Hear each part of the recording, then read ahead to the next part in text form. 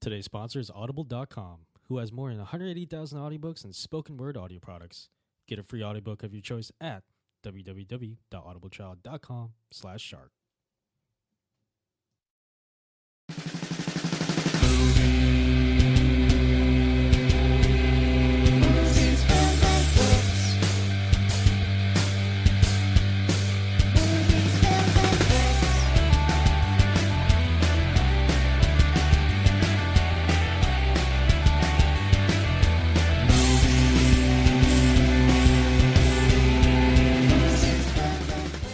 Hello, welcome to the Movies, Films, and Flicks podcast. I'm your host, John Laswell. Joining me, as always, is my co-host, Mark Hoffmeyer. I had one of the most amazing discoveries ever a couple days ago. All right. Yeah, you want to hear about it? Please. All right, so I'm watching Kiss Kiss Bang Bang, right? And at the end, there's a scene in a hospital, and it's Val Kilmer, Robert Downey Jr., they're in a room, and a bunch of people who died earlier in the film comes back, and then all of a sudden Abraham Lincoln walks back, and then Elvis Presley walks in. So if you remember from our Kurtchella pod, I was talking about Kurt Russell and how, like, Elvis, how he's crossed paths with Elvis many times in his career, but I forgot, I said that Val Kilmer was Elvis in True Romance, but I totally forgot that Val Kilmer was with a fake Elvis in Kiss Kiss Bang Bang, so I failed. Oh, man. Yeah, that whole Kurtchella podcast is kind of void now. Yeah, it's terrible. And Yeah. You know what else? He played Iceman in Top Gun. There's also an Iceman in the X-Men movies. Oh, Sean Hennessy, right? Yeah. But he's with Kevin Bacon in The Following, right? yeah. And Kevin Bacon is Kevin Bacon is with who are we going to go with? Brad Pitt in Sleepers, right? Yeah. All right. Okay. So Brad Pitt was with, who are we going to go? Brad Pitt was with George Clooney, Yeah. right? Yeah. Who was in Batman and Robin, yeah? Yeah. And guess who else was Batman? Who? Val Kilmer. Oh, man. I don't know what that means, but I think you just blew my mind. I just heard a pop behind me. I think my neighbor's head just exploded. Yeah. I think I'm about to go through the same thing. Keep it together. Oh, man. No, I gotta get through this podcast. All right. Oh, jeez. Yeah. All right. That was close. I saw your head just like, Yeah. geez Louise. I was about to go, what's your name from The Exorcist? You're about to go, oh gosh, Linda Blair? Yeah, Linda Blair. I wanted to say Linda Hamilton. Like, no, she's from Terminator. You were about to go Wafer Thin Mint from Monty Python? Yes, exactly. Was it Scanners when the head explodes? Oh, I think, yeah, it was Scanners. Oh my gosh. Yeah. We should do a podcast about best head explosions. No, Kingsman? That would be a long one, actually. Yeah. And actually, John Levigood, our usual co-host, is actually out of town this week. Yeah. Apparently, he's eating his way through all of Northeast America. Yeah. He's posting all of his gastronomic adventures on Facebook at the moment, and he's basically just, I feel like he's gaining like 5-10 pounds for every picture he posts. Yeah, and I think it was like the other day at like 11 a.m. and he posted like, here's my deep dish, triple large, extra large, every kind of meat pizza at like 11 a.m. that he was eating. Yeah, apparently he's on a work trip, but I don't know. Is eating like his job? I think that's all he's doing. Yeah, I think it's air quotes. Okay. Work trip. Yeah, I don't know. I feel like food adventures are the best adventures, to be honest. What's your best food adventure?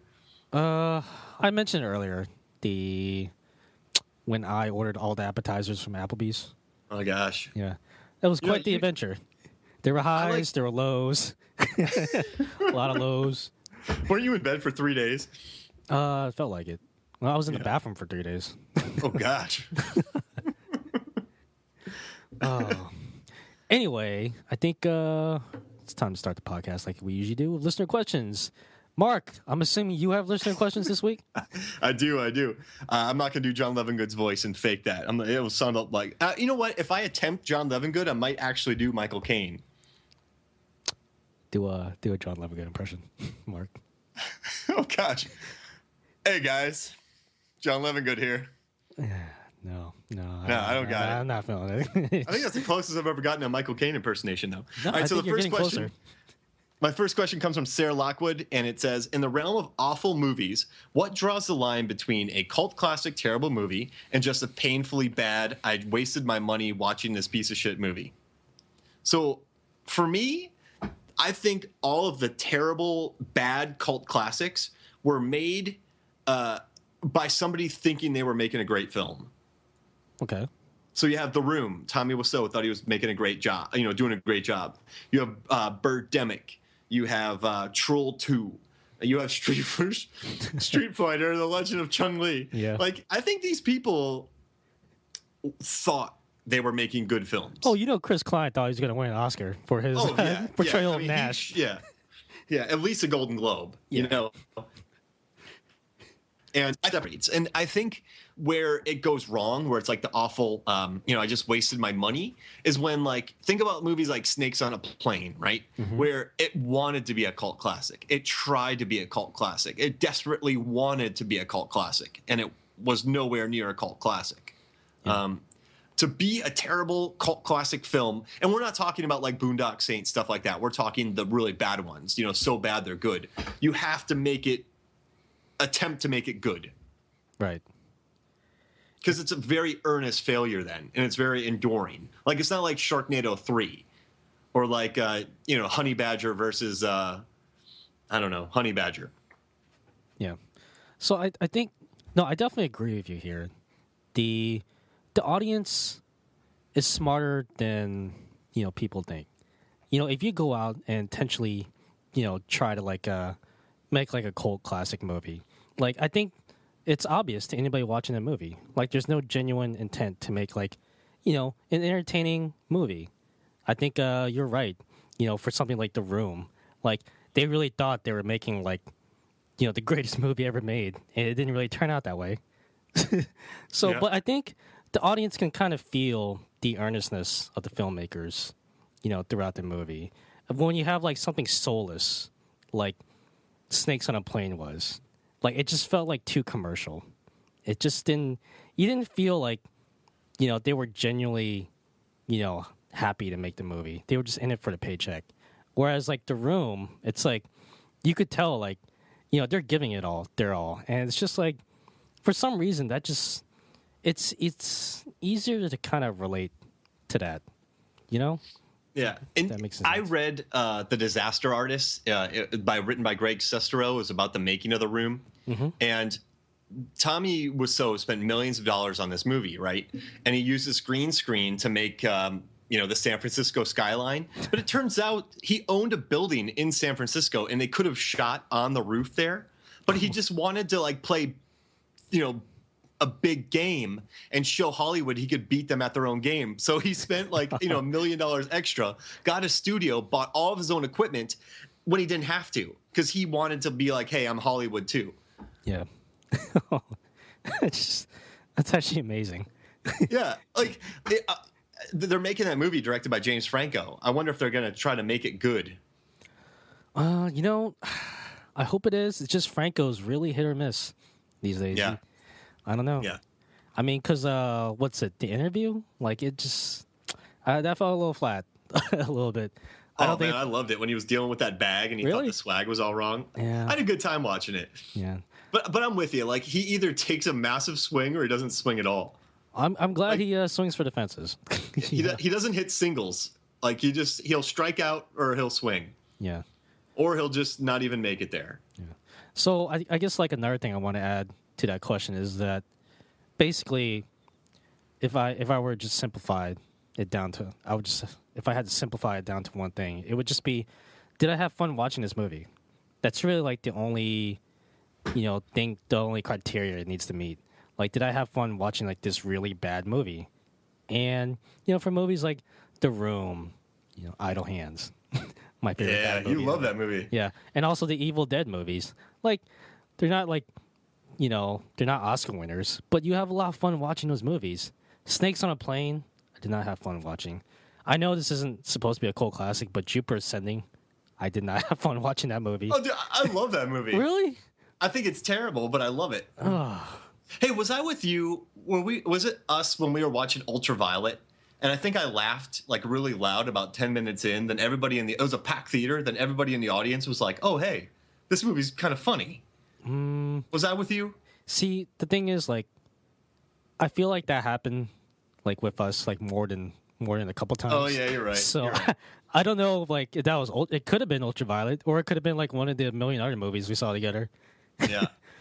Guys, I think this sounds crazy, but I think it's on Crackle right now. But Ultraviolet, it's a Mila Jovovich film that's horrible. But like, if you watch it with a group of people and just embrace the stupidity, you're gonna have a great time watching it. Yeah, it's yeah, I don't know. It was kind of a disappointment for me because the filmmaker, he made Equilibrium, like in his previous movie, and I love that movie. So, I don't know.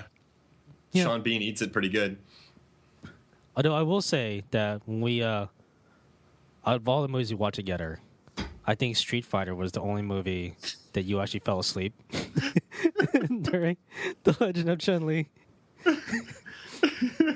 But I love that movie. I didn't fall asleep because it was bad. I fell asleep because, all the Coors Lights. Yeah, we downed like a ton of Coors Lights before we saw that movie. So it wasn't like me just going like, I'm not interested. It was just like, I literally can't stay awake. So I think it was like halfway through the movie, I look over and you're just kind of nodding off. That's, I regret it too, man. Yeah. Well, you didn't really miss much, to be honest. I mean, I own it anyway, so it's fine. Yeah. Okay, so I think the answer to that question is Mark nodded off during Street Fighter. The Legend of Chun-Li. Wait, if I fall asleep and end up watching it later, it's a good cult classic. Yeah, I think you redeemed it. You watched it later. You just had like a Coors Light nap. Yeah, that's right. I napped the Rockies? Yeah. Oh, gosh. All right, so the second question is from my buddy Josh. And this is kind of funny, this question he asked, because you can tell this is from like a very, not a film nerd, but like a guy that knows film, because he wrote, what do you think Daniel Plainview did after he beat Paul to death with a bowling pin and said, I'm finished? So the setup in this scene is from There Will Be Blood with Daniel Day-Lewis. And he starts the movie alone, makes a fortune. There's all these people in his life. Then slowly he gets them all out of his life. And at the very end, Paul Dano, this character, Paul, I think that's his name, but he basically beats him to death with a bowling pin. And after the final shot is Daniel Plainview going, I'm finished. So basically everybody that was in his life is now out. So now he has this massive mansion all to himself, he can, it's like the last man on earth. Not really, but just in his mansion. So, I mean, I think he's going to make a milkshake, right? And then he's going to finish the game of bowling he was doing. Like back in back in the day, setting up all those bowling pins was tough. Like you don't just set it up and leave. Like I'm bowling. Well, you have to walk back and forth, like pick up the pins and all that. Yeah, it's a commitment. Like what if he's halfway through? So I think he finished bowling, then drank a milkshake and laughed to himself for about an hour, and then drank himself to death. See, I think because I thought the question like referred to what he immediately did after that beatdown. This is my interpretation. I feel like he just went back to the counter, returned his bowling shoes, and just went home. Well, he was home. Oh yeah, that's right. But maybe he had a petrified person working behind the booth. Yeah. Like imagine being the guys that work for him. Yeah. I can just I think we've all been there. We've had like a bad game of bowling. It just wasn't, your night. You were hitting like gutter balls, like for every other game. I'm just like, yeah, I've definitely felt like Daniel Day-Lewis and There Will Be Blood right now. I'm finished. And you just throw the bowling ball and walk away. Last time I went bowling, the first ball I threw my back out. Oh, really? No, well, that's because you throw the balls like super hard. Yeah. You're throwing them like they're baseballs or something. Or softballs in this case.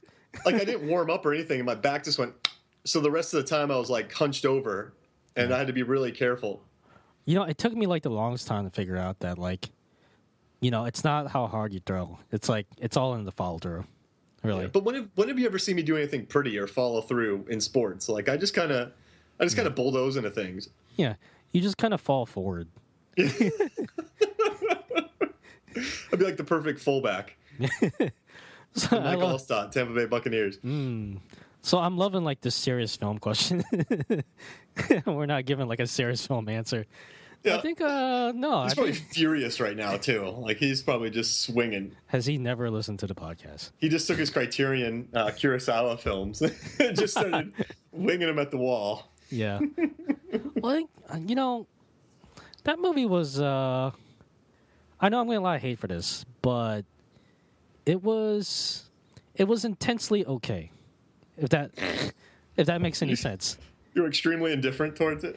I mean, I recognize like how good it was, and like I recognize like how good Daniel Day-Lewis's performance was. But when the credits start rolling, I'm just like, well, that's a movie that I saw.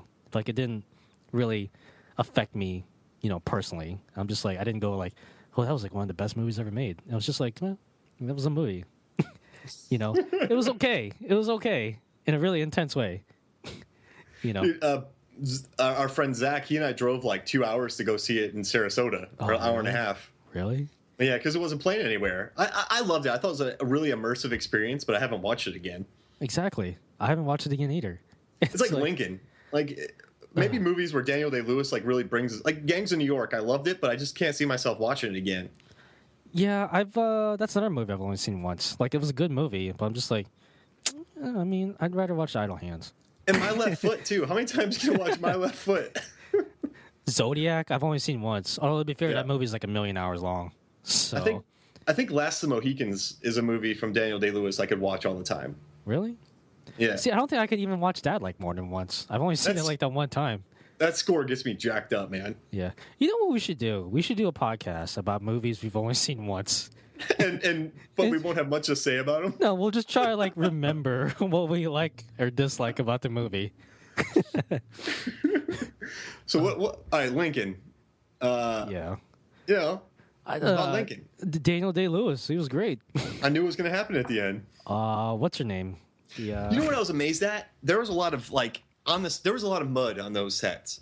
Like, so working on those film sets, I think working on that would be miserable because there's just mud everywhere, like all the mud streets. Oh yeah. Like between every take, they were probably hosing down mud.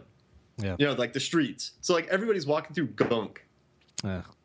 It must have been annoying to work on. You know what I mean? And you worked on some pretty intense film sets, right? Yeah, I've walked through like gator holes, and the guys were like, "Don't drop the camera." But you're getting out of that. If I just spend 6 months walking around in gunk, yeah, you know what I mean? All right, so I guess the answer to this question is Mark spent 6 months walking in a swamp. Yeah.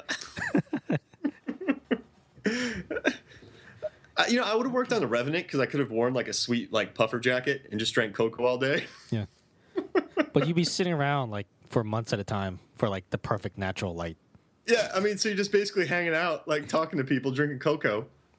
Yeah, you're maybe smoking a cigarette with Tom Hardy. Yeah. Yeah. It's like, hey, we got to get Leo ready for set. We'll just throw him in a mud puddle, and he's ready to go. Yeah. Hey, it won him an Oscar. Yeah.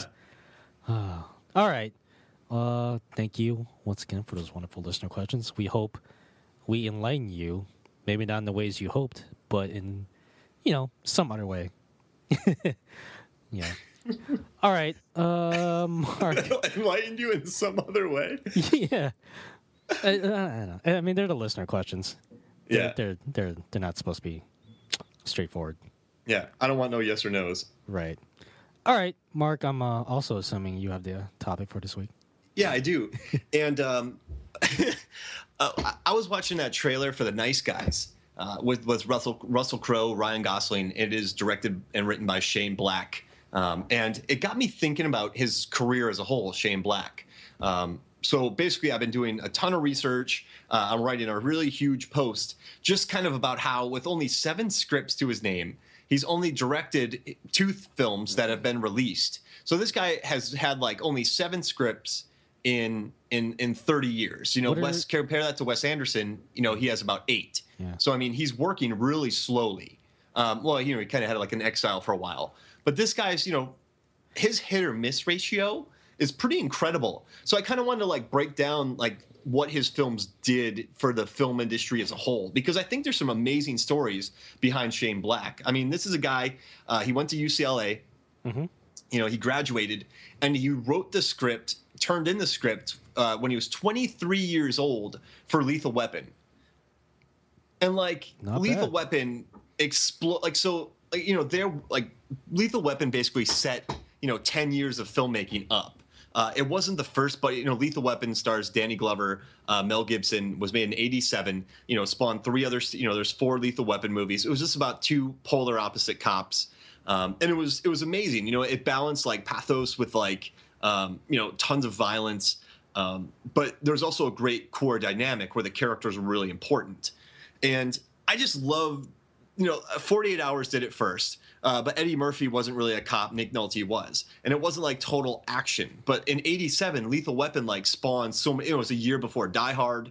But then it kind of spawned like all these crazy other movies. And this guy was 23 when he wrote it. So I just think it's pretty unbelievable that this happened. So I think, for me, Lethal Weapon is like, or at least like the first 2 Lethal Weapon movies are some of my favorite action movies of all time.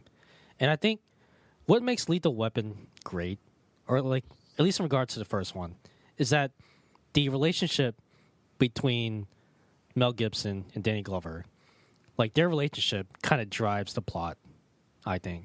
Because like as they get to know each other, as they become more comfortable with each other, the action ramps up, in correlation with like their growing relationship. And it's just like, it's like something like you don't really see too often in action movies, really. No, you're right. Like they like I watched it recently, and they form a great friendship. Yeah. And like I also love that it's not like at first they're kind of negative about each other, but then they grow on each other pretty quickly, and they're like kind of Danny Glover brings him into his home for dinner, and then there's this scene where they're kind of chilling on Danny Glover's boat in the driveway, just drinking beers. Yeah. Like I don't know, I like that they, one was like, one guy getting ready for his retirement. Then you had another guy, Mel Gibson's character, Riggs. Was it Martin Riggs? Yeah. And Riggs and Murtaugh. Yeah, Riggs and Murtaugh. So Martin Riggs, Roger Murtaugh. Mel Gibson had Martin Riggs had lost his wife, a year earlier, and people didn't know whether he was actually crazy or faking crazy to get a pension. So he ends up getting teamed up with Roger Murtaugh, who is planning retirement, and these two get into this crazy case involving drugs and death, and Gary Busey being a badass. He had a great run in Point Break, and then he had Under Siege, and then also Lethal Weapon. Like he was a great secondary bad guy.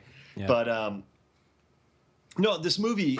But I just love that it was by this 23-year-old kid. And what I find most impressive was, it really changed the genre. And like he didn't really mean to. Everyone thought he had this unique style, but Shane Black was just kind of like, hey guys, I love the scripts for Marathon Man, Butch Cassidy, Alien, 48 Hours. These are all earlier films. And he's like, I just kind of took it from there. But what he didn't realize were all those scripts were basically groundbreaking and didn't apply to any standard rules. And they were all influential in their own way. So here's a guy, smart guy, who studies all these scripts. But these scripts he thought they were the norm. So he didn't really know any better. So he studied all these scripts that were unconventional. And then he turns in this one, and everyone's like, man, this guy's a renegade. This guy is insane. And there's a quote where he's like, well, it's not brain surgery. Like he just kind of, it's definitely a hard process. But he wrote these films not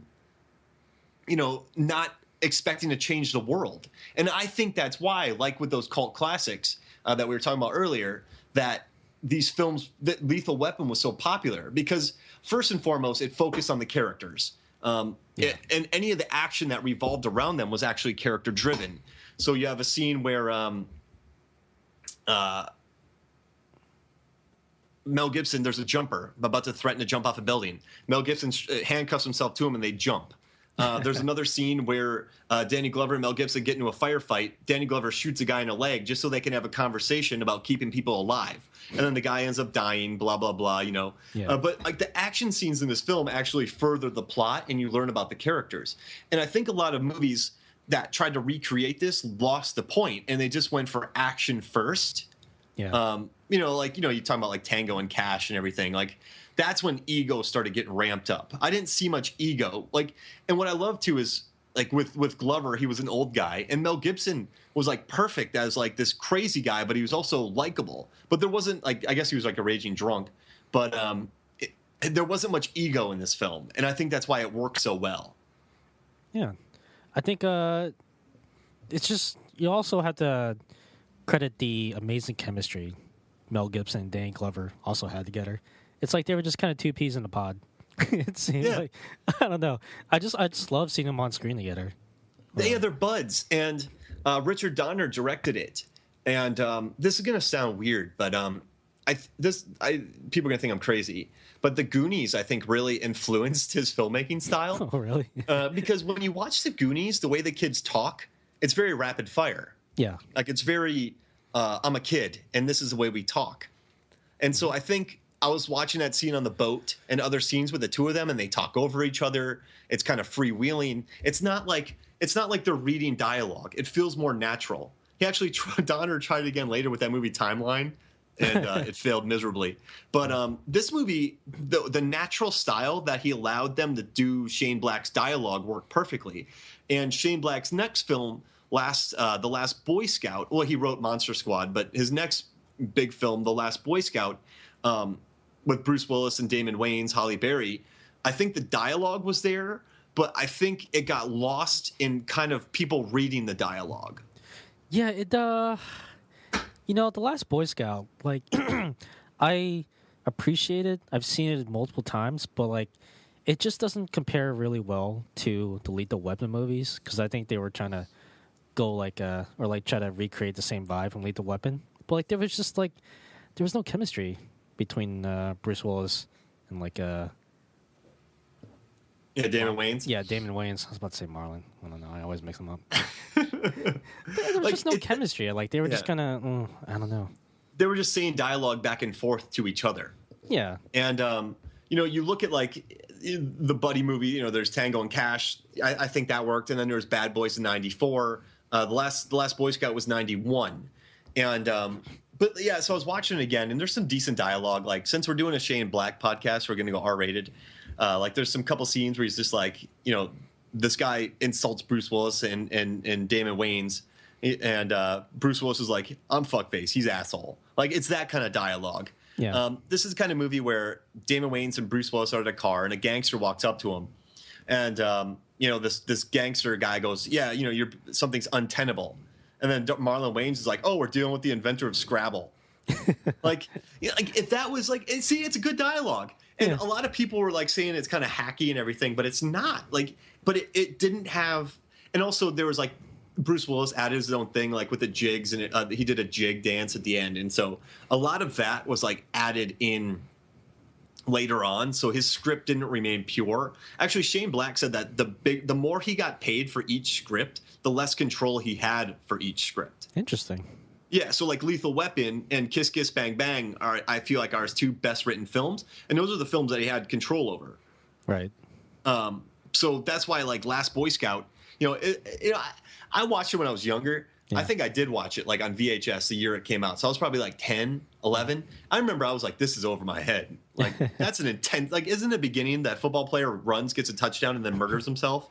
Yeah. Yeah, like, yeah, I mean, it's a dirty, gross, sweaty, and I think they captured the look of it well, but it never felt natural. Well, I mean, it's a Tony Scott movie, so the cinematography is always gonna look good. It's just,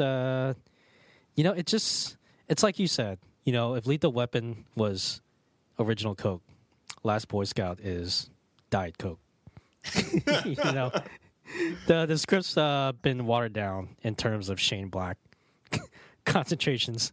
So, no, absolutely, and yeah, it's weird. Like it was watered down, but then it was very profane. It was like they like. Well, not watered down, but in terms of like Shane Black. No, you're right. Yeah, it was watered down. It was definitely Shane Black watered down, but like it was. But you know what I mean? Like it was watered down, but it was also very profane. Yeah. Like they thought, like, hey, swear words are cool. Like after a lot of people watch Reservoir Dogs or Pulp Fiction, there was just a lot of movies where a bunch of dudes saying dialogue swearing they thought was like the coolest thing ever. And so, but like also, so around this time. We're having movies like Collision Course with Pat Morita and Jay Leno. We're having The Hard Way with Michael J. Fox. We're getting Stopper My Mom Will Shoot in '92. Pretty interesting time for movies. Yeah, like another Stakeout's coming out. Red Heat was 1988 with Arnold and Belushi. All these movies, Tango and Cash was '89. 48 Hours was '82, of course. But there was also the Whoopi Goldberg dinosaur movie, and then there was you remember this movie? The gnome movie, a gnome named Normed, where a gnome teams up with the cop's got a new partner. I must have missed there's that a lot one. of explaining to do. So like Lethal Weapon, this script that this guy wrote totally organically spawned all these things that just try to copy it. And so this guy wrote something, and then he had to spend a couple of years writing movies based on kind of the first movie he wrote. Does that make sense? Yeah, makes total sense, actually. Like people were looking at Shane Black and going, "Hey, Shane Black, write a Shane Black film." Yeah. And then he's like, "What?" Yeah, and then he also did a story for Lethal Weapon 2, which was 89, and that was actually a really good one, but he just did the story, not the screenplay, but Donner directed. So the two Lethal Weapon 1 and 2 are the best. Right. Then he did Last Boy Scout. And then came Last Action Hero, which I think is like one of the first... That was the summer that really ramped up marketing. I don't know if you remember. So The Last Action Hero... is starring Arnold Schwarzenegger, one of his first flops actually ever made. He was coming off all these massive hits, and everybody thought he was untouchable. And this script comes along from this guy, Zach Penn, and it's basically about this kid who, finds movies as an escape, and he gets sucked into a movie, and he helps this guy survive, and it's like a happy little film. Well, the studio didn't like it, so they brought in Shane Black. Shane Black, added his Shane Blackiness to it, right? Then William Goldman came in, and he wrote Princess Bride, Marathon Man, great films. He got paid $1 million for 4 weeks of work to rewrite Last Action Hero. Wow. And then they didn't like that. So then they brought in like Carrie Fisher. They brought in other people to rewrite the script. Then they brought Shane Black back in to write it.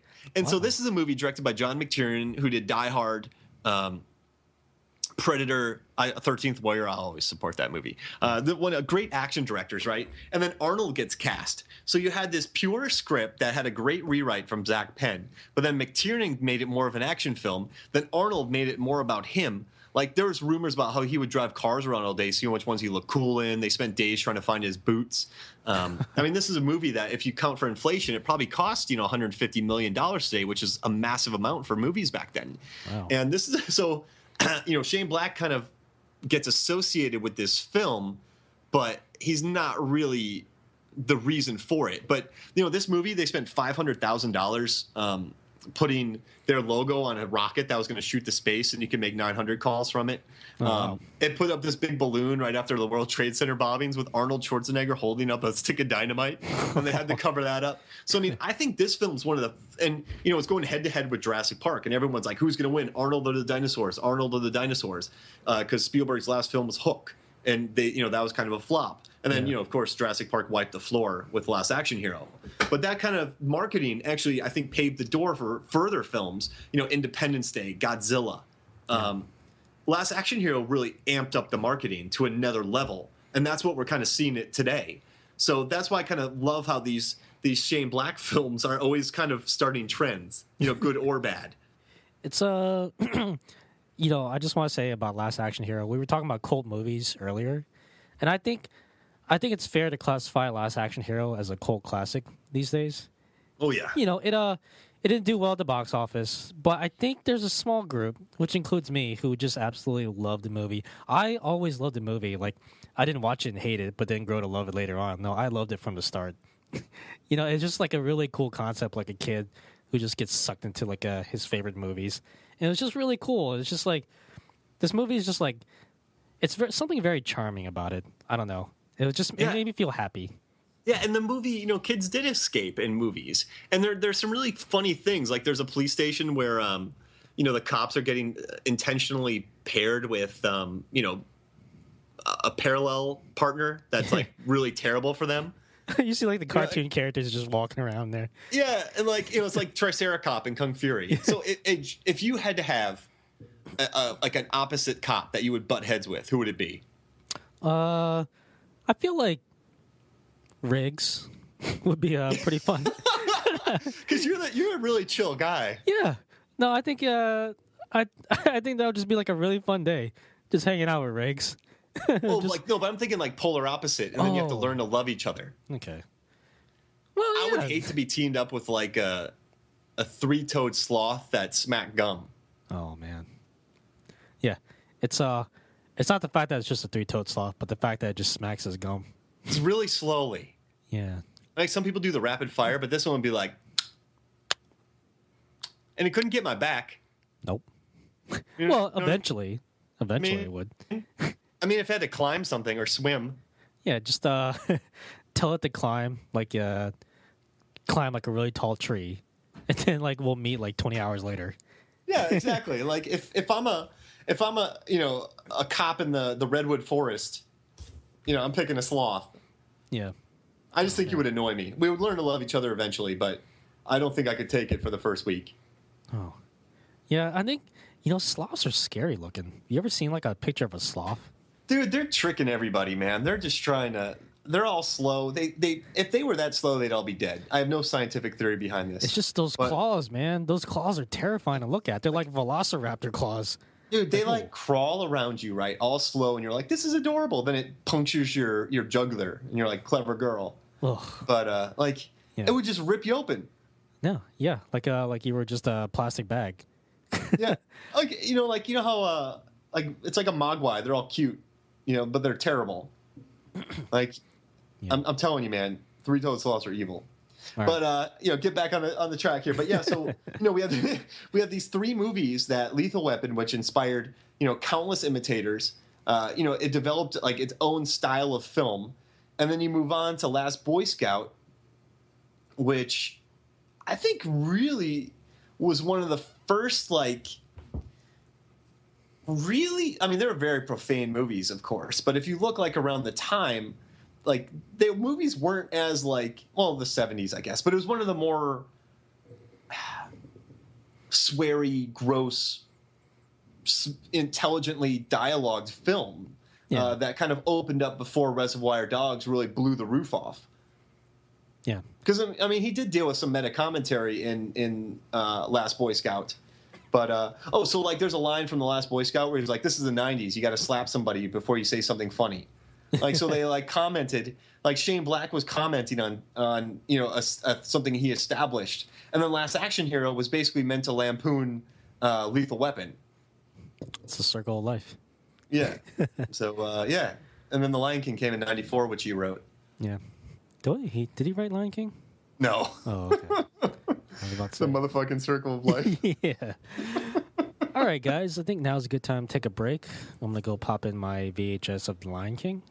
Just to make sure that I don't see Shane Black's name in the credits somewhere. But yeah, we'll see you guys in a little bit.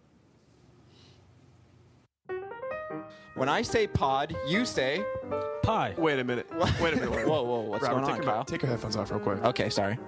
John, what the hell is this? I don't know. Robert invited me over. And I don't know. This is kind of awkward. Are we doing like a promo or something? I don't know. I wish he put on his pants though. Yeah, he's like dancing around. He's talking about Shark Dropper. I think he's looking for the baby oil. Anyways, Robert, what are we doing? What are we doing? What was that? What are we doing? I can put my headphones back on? Yeah. Oh, we're doing a promo for Shark Dropper. Oh, okay. That podcast we do that has improv, and we just talk about our daily lives and stuff. Oh, that's true. Yeah. I still wish you'd find your pants. Where can I find it? Oh, wait. Are we supposed to wear sharkdropper.com? Short time. Welcome back to Movies, Films, Flicks. All right. So I checked, and Shane Black is nowhere in the credits for The Lion King. What? Just in case you guys are wondering. Well, how about this? Jeremy Irons voiced Scar, and Jeremy Irons was in Die Hard with a Vengeance and Bruce Willis. Bruce Willis was in The Last Boy Scout, written by Shane Black. Why didn't I think of that? Yeah. We could do a tougher one. Yeah. Jonathan Taylor Thomas, right? Wasn't he the voice? Yeah, he was the main voice of Simba. I'm not going to do it. Yeah, I'm happy with my last one. Yeah. Because what has Jonathan Taylor Thomas been in lately? Nothing. Oh, jeez. Poor What up, JTT? You know where to find me. Oh gosh, He shows up at the studio. I'm like, oh man. that'd be a great interview. Yeah, it'd be very tense. It'd be very Shane Black like, with a lot of. Oh. All right. All right. I think we have another listener question. Yeah, let's do it. So the third one is by Josh again, and this is another Paul Thomas Anderson question. Okay. Wait, yeah, PTA, Paul Thomas Anderson. Because there's a Paul Let W. me make sure I'm getting this right, because I don't want to get murdered by people. Paul Thomas Anderson, because there's a couple of Paul Andersons running around. Yeah. Paul Okay, W. good. S. I got the Anderson. right one. Yeah. Paul Thomas Anderson, he's the right one. Okay. Okay, and then the other Paul Anderson is let's see, let me check his name. Made Resident Evil. Yeah. Paul W.S. Anderson's the one who did Resident Evil. Well, he also married Mila Jovovich. Yeah. So he's got that going for him. I think people's heads would explode if I got the two of them wrong. What if So they were just like the same person, but he just, every time he made Resident Evil, he just switched out the initials? Well, you got to do the studio picture to make the independent picture. Yeah, maybe that's what he's doing. You know, I always thought Three Musketeers was like oddly brilliant. The one with Orlando Bloom. Yeah. That's another movie I've only ever seen once. Dude had big hair. He didn't care. Yeah. Yeah. All right. So the third question is by Josh, and it asks, was Magnolia the first of its kind? Magnolia is a 1999 film starring Tom Cruise, Paul Thomas Anderson, William H. Macy, his whole crew. So he asked, was Magnolia the first of its kind in terms of execution and storytelling format? Okay. So the main thing I remember for that movie is Tom Cruise going like some monologue about the vagina, right? Yeah. Yeah. So I think in terms of Tom Cruise going on monologues about vaginas, I think the movie is definitely the first of its kind in that regards. Yeah, because they deleted the scene in Rain Man when he had that monologue. Yeah, I don't remember that scene in Top Gun where he was just talking about the the vaginas. They didn't really talk about vaginas much in Top Gun, actually. He and Iceman were on a motorcycle together. Yeah, and they were talking about it. maybe like that volleyball scene. Like, no, they definitely wouldn't be talking about vaginas during the volleyball scene. Yeah, that'd be distracting. Yeah, Days of Hey, Thunder. man. Days of Thunder. Maybe no. I mean, that sounds like a kind of a movie. You know? Yeah, You know? I just I'm sure there was maybe Risky Business. maybe. Oh, Cocktail. Oh Was there a yeah. vagina monologue in there? I think, but you couldn't hear it because he was shaking up a martini. Ah, true. What about, did Mission Impossible 1 come out before Magnolia? Yes, Okay. So that one definitely did. yeah, because there was like that scene where they were kind of trying to break into that soundproof room. Yeah. Right? What if the camera was outside when he was inside the soundproof room, but he had like he was talking about the vaginas the whole time? Yeah, and we never would have known. Yeah. No, I don't thinking- know. I still think Magnolia is the first of its kind. Really. Well, you know, I was thinking about this, and you know, it's not the first of its kind, because you know it revolves around multiple stories that take place in LA and how they kind of intertwine with each other, and that reminded me of Robert Altman's Shortcuts, Right. because it also was like about a group of interlinked Los Angeles stories. You know? Yeah.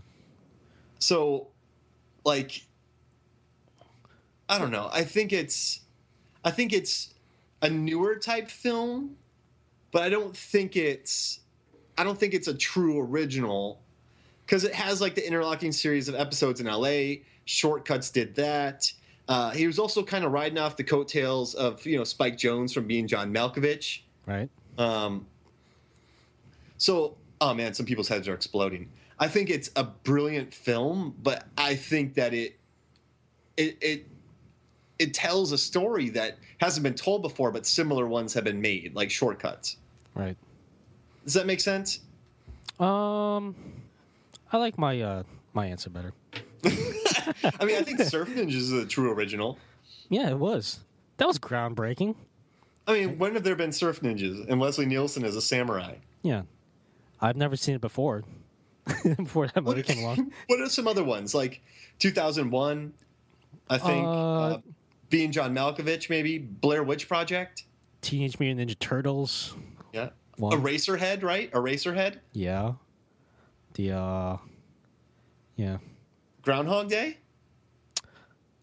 Actually, I think you might be right about that one. What about like The Great Dictator by Charlie Chaplin? Well, people really had been making that many films. What, Night of the Living Dead? They had done zombies before, but they were voodoo. So this is kind of, or what? Memento. Oh yeah, where like the story is told backwards. Yeah. That's yeah. I don't think has there ever been a movie that told its story backwards like that? I mean, I've watched WrestleMania backwards, but yeah. Oh, Hulkamania. That was an Ernest Scared Stupid line. I don't think there has. Oh, well, no. I was going to say Irreversible, but that came afterwards. Like Pink Flamingos by John Waters. I read his book. It's really good, by the way. Slacker, right? Yeah. Because that kind of started Clerks.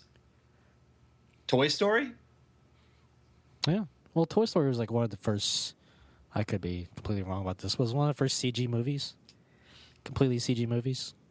Yeah. What's like a terrible movie that's a total original? Birdemic? No. Yeah. Mummy 3? Yeah. Mummy 3 was the first of its kind. Yeah, all right. So let's say Mummy 3. The answer is Mummy 3. Yeah. Awesome. Yetis. That's the answer to that question. I say for our next podcast, I just read off lists. I think I'll be down for that. Call it BuzzFeed. Yeah. BuzzFeed, the podcast. Muzzfeed. Oh, brother. All right, Mark. Yeah. Got more Shane Black? Yeah, absolutely. Go through. So the next film is like groundbreaking for all the wrong reasons. Because if you count inflation, Shane Black got paid $6.4 million to turn in this script, which was The Long Kiss Goodnight, about an amnesia. Gina Davis, she's a super spy, but she has amnesia. She has a family, but then she gets her head back, and then her and Samuel Jackson murder a lot of people. But basically the only reason this movie's remembered is because he got paid, at the time, $4 million to write the script. So, like, remember when Jim Carrey got paid $20 million for Cable Guy, and then everyone hated it? Yeah. Like, I think this is one of those cases where the buzz just got so big, and then this was so Gina Davis and her husband Rennie Harlan, who also directed Deep Blue Sea and Cliffhanger. This was their follow-up to Cutthroat Island, which is one of the biggest flops of all time. So, I mean, the movie was kind of bound to fail, but since then it's become a cult classic. They've talked sequels, TV shows, etc. People kind of love it now, but at the time he was known for writing a script that he got $4 million for. The director of Deadpool, Tim Miller, he got $250 or $250,000 to direct that film. There's back end, of course, but I mean, that's ridiculous when you think of a guy who wrote it. Well, I guess Deadpool said they're the true talents. But, I mean, that was a time there in the 90s, like around, let's see, 96, where, like, that was basically the last of those kind of movies. Because if you think, like, 94, The Specialist, there was, like, a Showdown in Little Tokyo with Dolph Lundgren. This was kind of the end of that age of, like, incredibly bloody movies like this style. You know what I'm saying? Yeah. So, like, it was the perfect hate storm brought down upon this guy at like the perfect moment. So everything converged to kind of shit on him. Yeah. So because he got paid so much, does that mean he didn't really have a lot of control over what the script looked like in the final version? Yeah. I mean, this got changed, completely. Not completely, but it definitely got changed big time. Rennie Harlan kind of took it over. And Rennie Harlan is not like, if you think about his movies, he's not like a master of subtlety or like dialogue. Yeah. Actually, actors love working with him, but he's more like he's more like explosions in your face. Like, you know, he did have that great moment with Sam Jackson in Deep Blue Sea, one of the greatest deaths of all time. But his movies are just so blunt. So you have this somewhat stylized dialogue meeting like this you know, his English, you know, Rennie Harlan, his English wasn't too great because, you know, he was a Swede. Mm-hmm. So it was kind of like a weird gap between them. So this movie was good. And I think people liked it. You know, it's positive on Rotten Tomatoes. Ebert liked it. But audiences just wanted to, like, punch it in the face before it came out. Yeah. I mean, I honestly don't remember this movie. I know I've seen it. But it was just like, it was just so unforgettable. You know, I mean, no, it's totally forgettable. It's really unforgettable, but I don't remember anything. Well, like, you know, there's scenes, though, that happen now in movies that are in this film. Like Gina Davis and Sam Jackson jump from a third-story building, and she shoots the ground below them, and they fall through. You know, that's been done in movies before, like in Underworld and everything like that. Like, Gina Davis was one of the first, like, you know, obviously there was Linda Hamilton. There were very tough, you know, Sigourney Weaver, you know, in many martial arts films. There were really tough women. But this was kind of interesting because Shane Black's script didn't want to treat her as, like, a tough woman. Like, he was like, you know, he just wanted to treat this as a tough character that happened to be a woman. Does that make sense? Yeah. So she's, like, protective of her family, but she's not like, oh, you know, my nails. You know what I mean? Like, I'm not saying women are like that, but a lot of roles, you know, if think about Jurassic World, you know, she's running around in heels, and it's kind of like a joke. This movie was like, Gina Davis was a legit badass in this movie. And so I think that actually opened the door for future roles, because eventually Laura Croft came around, Mr. and Mrs. Smith. You know, I think roles kind of started to evolve a little bit. I'm not saying The Long Kiss Goodnight did this, but it is now a cult classic. And they were talking sequels around Iron Man 3 time. So, you know, this is one of those movies where if you catch it, I mean, I recommend watching it. Like, it's really dark and bloody, and a lot of civilians get murdered. But, I mean, it's like a weird hybrid of a really good script meets a really loud director. And I think it's sort of almost killed off that kind of auteur vibe for a while, like action auteur vibe. Because this is kind of more like the reign of, like, Michael Bay coming in, who preferred kind of style over substance. Mm-hmm. Whereas Shane Black always preferred, you know, substance with style. So what you're saying is that Rennie Harlan, like, he'll try to make Michelangelo's David with a jackhammer, but he'll try to get as close as possible. Whereas Michael Bay will just try to blow up Michelangelo's David. Yeah, he won't even try to make it. He'll just be screaming at people, and it'll be a 2.5 hour incredibly slow-mo explosion of David. I'd watch it. Yeah, like, it's just, and I don't know. I think there's a reason why his movies have become such cult classics, like this movie has, is because, you know, it did okay, but people really didn't. I don't know. I think quality, even when Shane Black it's not an initial hit, I think people realize it later. But this movie actually forced him into a really long hiatus. And the movie he came out with next, Kiss Kiss Bang Bang in 2005, is, I think, one of the best written films of the 2000s. It actually, you know, Robert Downey Jr. was sleeping in other people's beds. He was a drunk. He was in a lot of trouble. But Shane Black hired him. Yeah. And brought him on for Kiss Kiss Bang Bang. And it's because of Kiss Kiss Bang Bang that Robert Downey Jr. got Iron Man. And then in Iron Man 3, Robert Downey Jr. had Shane Black write and direct Iron Man 3, and that movie made over $1 billion worldwide. So he knows what he's doing. Yeah. But I just love how, like, you know, he helped out Robert Downey Jr., then Robert Downey Jr. helped out Shane Black. Because after Long Kiss Goodnight, nobody would work with Shane Black. And he went to Joel Silver, Uber producer who did the Lethal Weapon movies, Last Boy Scout. And Joel Silver's like, listen, I'll give you $15 million and you can make this movie. So he cast Robert Downey Jr. and Val Kilmer, Michelle Monaghan, who I don't think have been better in years. I mean, have you watched? I mean, just the dialogue in Kiss Kiss Bang Bang is just pure gold. And if you a lot of Shane Black films have private detectives, cops, et cetera, et cetera. But this is like just a caper. It's like a Dashiell Hammett crime novel. You know, it's like it's just pulp at its very best.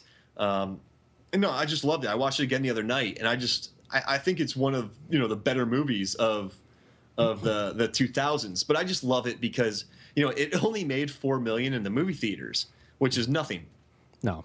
But because of this movie, it really influenced Marvel. Well, in terms of casting Robert Downey Jr. Yeah, because everyone loved him. And once again, people love Iron Man because they love the character and they could care less about the CGI baddies.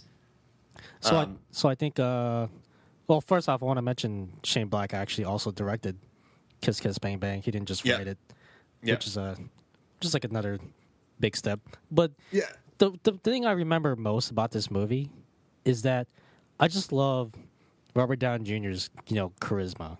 Like, it's just like oozing out of every scene in this movie. Like, he always has like the wittiest thing to say. Like his repartee with Val Kilmer, like it's always like really sharp. And it's just like Robert Downey Jr. is like pure Robert Downey Jr.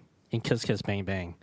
Yeah, and I love his character because he's kind of dumb. Yeah, and Val Kilmer's character, his name is Gay Perry. It's like Gay Perry, and so Val Kilmer plays Gay Perry. And he teams up with Harry, who's like, and the movie is about this criminal who sneaks into this audition because he's being chased by the cops. And he gives this great audition and he gets shipped to L.A. and hooked up with a private detective played by Val Kilmer to kind of get some experience for the role. Yeah. So like, here's some dialogue. They just had this big fight. And Val Kilmer goes to Harry, he goes, "Go, sleep badly. Any questions, hesitate to call." And then Harry goes, "Bad." And Val Kilmer goes, "Excuse me?" And then Harry's like, "Sleep bad, otherwise it makes it seem like the mechanism that allows you to sleep." And then Gay Perry goes, "What, fuckhead? Who taught you grammar? Badly's an adverb. Get out. Vanish." Like, this is a movie, like, it's funny. Like, it's just they're talking about, like, because earlier in the movie, Downey had been corrected for his speech, and then he tried to do it to Val Kilmer, and he was totally wrong. And once again, like he said, this movie was probably, like, the best experience of his career. So he said in an interview with the AV Club, Shane Black, he said, "I'm more proud of it than anything else I've done. It's effectively what I wanted. So if this movie's bad, it's my fault. It's not somebody else who changed or censored or edited it. This is the stuff I wanted, and that's what's on screen. And if you don't like it, it's my bad." Wow. So, and then I love what they wrote later. They wrote on this article, they're saying, "Watching Kiss Kiss Bang Bang prompts wishes that Hollywood still had screenwriters talented enough to use explosion-filled trash as a means for personal expression. More improbably, it also prompts nostalgia for the glory days of the buddy comedy, Lethal Weapon, which can really zing when the right actors bounce the right dialogue off each other." So the two movies that he did were like perfect buddy comedies. So when you look in like the pantheon of buddy comedies, Shane Black has two of the best because they were his. Yeah. It's I don't know. I remember watching this movie, like I didn't know anything about it going in. And like when I found out later on that the guy who wrote Lethal Weapon also wrote this movie, it just made perfect sense because like the chemistry that was present between Mel Gibson and Danny Glover in Lethal Weapon was also present in Kiss Kiss Bang Bang. Like it felt like these two had known each other for years, even though they just were still kind of strangers. With the way they were just like comfortable with just talking with each other. Yeah, and like Val Kilmer I don't think he's been better in years. And this is a funny story. I was doing a Comic-Con in Ohio, and one of my buddies, Dave, he's a total fanboy, and he walked up to Val Kilmer and was like, "Man," he's like, "you were hilarious in Kiss Kiss Bang Bang." And Kilmer goes, "I wasn't I?" And then Dave had to carry his luggage. Oh, man. But that was the only thing he said to him. Wasn't I? It sounds like something Gay Perry would say. Yeah, exactly. Maybe he was doing that. Oh. Yeah, so that was, I don't know. But so then that happened. Then Iron Man 3, we talked about it a lot in our Marvel villain podcast. But what I love about Iron Man 3 is it really foregoed a lot of the people in CGI suits killing each other. There's like action scenes where Downey Jr. only has like Tony Stark only has like a hand and a leg. Yeah. Or, at the end, he's switching out of suits because they keep busting down. So Shane Black understood that people love the character. And so that's why I love it. And also, like, if you think about him messing with a convention and having fun, he took one of the most iconic bad guys and made him like a British homeless guy who was addicted to drugs and took really smelly craps. Like in the film Iron Man 3, there's this bad, he's a really bad guy, but it just turns out they hired an actor to portray this character, the Mandarin. But the movie, made $1 billion, and it's just Iron Man 3. It's not the Avengers. It's not that. I mean, when all said and done, it's probably going to make more than Batman vs Superman. And I think the strength of that is just the way, people love the character. And so I think Shane Black really keyed in on that. I think he's just a master of that. Yeah. But yeah, and then his next film, The Nice Guys, if you watch the trailer, it's like a bunch of jokes while people get murdered terribly. So I think Shane Black is like back. It looks like Lethal Weapon met Kiss Kiss Bang Bang and spawned like a child. Yeah. I just taking it back to Iron Man 3. Yeah. Like, you remember the kid that Tony Stark kind of interacted with, like when he was kind of quote unquote broken down, or like the suit was broken down. Like, I felt like there was some like witty dialogue between those two. I'm just like, is this kid Val Kilmer to Tony Stark right now? Yeah, there's like a scene where like Downey Jr.'s like, how many of those like Skittles have you eaten? The kid's like, I've eaten 2 jars. Like, and then the little kid tries to fake him out with like a sad face. Yeah. And like he never takes it easy on the little kid. Like they're like, it was a buddy comedy between a little kid and Downey Jr. Yeah, it felt like a really weird aside. But if you remember, like, well, it's a Shane Black movie, I'm like, oh, well, that kind of makes sense, Yeah, and of course they all take place during Christmas as well. I'm really glad that Iron Man 3 was better than Iron Man 2, because Iron Man 2 just felt completely flat to me. It was just kind of meh. And if you look at it, it basically follows the rule of sequels. It just got bigger, dumber, more expensive. And I know at the end of Iron Man 3, there's a lot of villains, but I think Iron Man 3 took it back to the character a little bit more. Yeah. Like, Iron Man 2 had Justin Hammer, Mickey Rourke. It introduced Scarlett Johansson. Then it brought in Samuel L. Jackson. And then there was just so much more to it.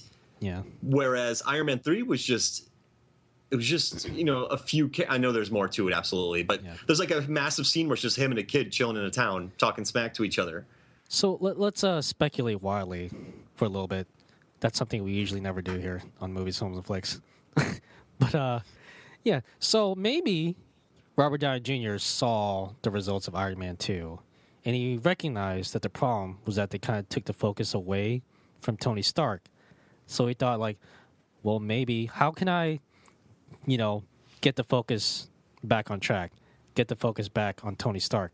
Like, who would be the guy for the job? Like, what guy in Hollywood could just focus on this one character and make a great action movie out of it? And it's just like, you have to imagine Shane Black was like the only person on that list, right? Yeah, and he can handle action well too, and humor. Remember that scene where Robert Downey Jr. sticks his blaster at that henchman, and the guy's like, "I quit. I don't even like this place. These guys are weird," and the henchman runs away. Like, that's what we had our podcast about henchmen. That's what every henchman should do. He's like, "I'm out. Like, I quit." There's like, he kind of did what Joss Whedon did with the Avengers. James Gunn did with Guardians of the Galaxy. He just added humor, and it was fun. He added some fun to the proceedings, but the action was also great. Not great, but the action was fun. Actually, you don't really need great action in an Iron Man movie. But once again, like, it just had it was just a funny little film. Yeah. So, and you want to hear something random? Yeah. Shane Black acted in Predator. He was in the movie oh my gosh. This is gonna remember what were we talking about earlier about Tom Cruise? Oh, the monologue? Yeah, the vagina monologues. Well, remember the joke that Shane Black tells in Predator? No. Well, he says that it's kind of gross, but he speaks into a woman's vagina and then there's an echo. Hello. Oh, hello. okay. That really brings us back. Wow. All right, but Shane Black was in Predator in '87. Now he's going to direct the big budget reboot to make it good again after all the crappy Predator films. So is there going to be like a scene where the Predator is just like having like witty repartee? They're just broing out. Yeah. Mel Gibson and the Predator are just chilling in a tree drinking beer. Yeah. I'm actually really excited for that. I want to see a character-driven Predator movie. But like, if you think about the first one, you remember, like, or I don't know if you remember all their names, but you look at all those characters that were in the jungle as characters. Yeah. You know, like, you can picture all of them clearly in your head, and I think you can almost visualize how all of them died. But when you think back at a lot of action films, you can't remember how or who these people are. Like in Aliens did the same thing too. You remember the characters' names. Right. So I think Shane Black's going to bring that back to the Predator. I just want to see and the Predator's name is. I just want to see what kind of Shane Black things he kind of puts in the in the movie. Well, it's going to take place during Christmas. Yeah, obviously. It's going to be about a private detective. Yeah. Whose job is what? Danny Glover was in Predator 2. Oh yeah. Oh man. We're just blowing minds here, actually. I think my other neighbor's head just exploded. Yeah. But no, I think it's going to be a character-driven Christmas film with a lot of blood and humor. You know, I'm actually... So his other movie you mentioned that's coming out soon, The Nice Guys, with the Goss and Russell Crowe. That looks really good. It looks like another pure Shane Black type of movie. You know, because there's like some good dialogue in the trailer between those two. Yeah. And people are dying, too. Like, you're watching that movie and people are falling and getting shot and getting murdered. And then they're kind of funny about it. Like, he finds a way to really, like... It's got that one scene in the trailer where like Ryan Gosling punches the window and he just like no like he cuts his arm on the glass. It's like this is a lot of blood. Oh man. Like there's always beats like that though in his films. Like in Lethal Weapon, Mel Gibson does like the Three Stooges stuff. You know, there's like the funny like the random dialogue, the C4 usage in Last Boy Scout. Like there's a lot of weird humor in his movies revolving blood and getting hurt. Yeah. I'm really excited. It's coming out like during the summer season, which is kind of weird, but maybe it's like counter programming or something. I think that might work. Yeah, I'm going to watch it. I'm not excited for any of these summer movies. Not even Civil War. Oh yeah. It's going to be amazing. All right. What are all the other ones? I think that's it. Right. Yeah. Key and Peele's movie. Yeah. It's gonna be adorable. It's gonna be a weird movie. I'm gonna watch it. That features everything I love. Key and Peele, cats, and Keanu. Yeah. All right. Yeah. I think that does it for Shane Black. At the moment, he's got more stuff coming out. Thankfully. Yeah. I think no, we're all better for having Shane Black in our lives. That's my final thought. 7 films from like almost 30 years. And he really left, a big presence in Hollywood. I mean, name somebody else who made only 7 films. I'm sure somebody can. Like exactly 7 films? Like he's written 7 films that has made as much of like a splash in Hollywood. Yeah. I mean, he's no Woody Allen. That's for sure. Yeah, he's not churning them out. I think during time like this podcast was recorded, Woody Allen made 3 movies. And they all starred like Scarlett Johansson. Yeah. Yeah. Yeah. All right. Well, before we wrap up, are there any plugs you want to make, Mark? A big shout out to Shark Dropper. Listen to all their podcasts. Subscribe to Movies, Films, and Flicks on iTunes. We're on Blog Talk Radio. Hello, Blog Talk Radio. Also, hello to the LAM, the large-ass movie blog association. Or wait, that'd be the LAMA. The Large Association of Movie Blogs. What up, everybody? Yeah. Head to the LAM. Check out there. It's basically a big grouping of movie sites. And also watch Deep Blue Sea. Well, that's something that that's something that should go unsaid, because you should already be watching Deep Blue Sea twice. I think, you have one earbud in. Mm-hmm. Like it's always like playing in your ear somewhere. I think, shout out to... I got blank there because I was watching it. Oh, yeah. Yeah, shout out to The Last Action Hero for being an awesome movie. Really. You should go watch right. it if you've never seen it. And Actually. Triceracop. Yes. And obviously check out all the Shane Black movies we mentioned. You know, because without Shane Black, this podcast would not have been possible. So thank you, Shane Black. Nope. All right. Wait, this podcast in general or this episode? Both. Isn't that how you and I started? We were watching a bad movie, and I was like, "Hey, man, we should do a Shane Black podcast." Well, we were usually watching a bad movie. Yeah, So, it's true. yeah. All So right. it might have been. Yeah. I don't know. Or you might have been passed out from the Coors Mumbling? Light. From all the Coors Light you drink. You drank a lot of Coors Light back in the day, actually. I was a maniac. Yeah. It was like your favorite drink ever. Coors Light. I thought it was like water. I thought it was cool. I would like walk in, I would order a shot of Jack Daniels, Yeah. and I would chug it, Uh-huh.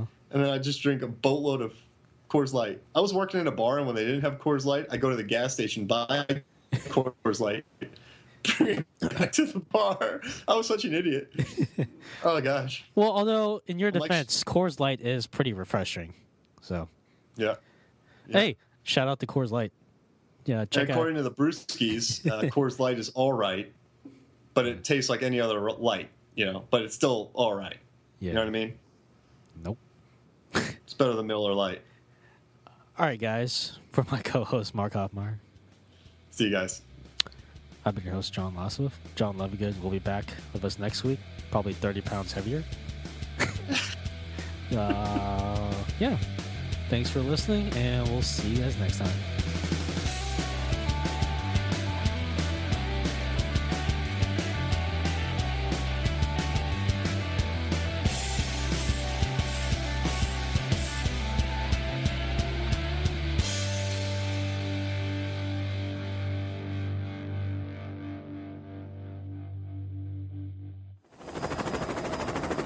We're above the target.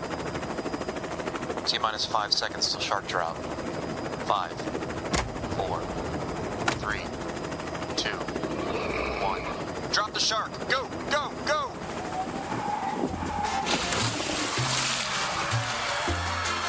This podcast is a Shark Dropper Studios production.